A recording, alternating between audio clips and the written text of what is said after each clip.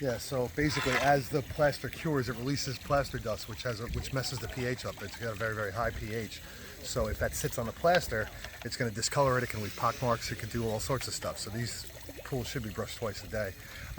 You want to make sure you hit every surface, not just hit the floor.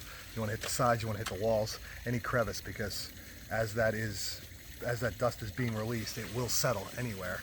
And you want to just get it up into suspension. Once you brush it, it's good for half a day. That stuff is very light. It stays suspended most of the day.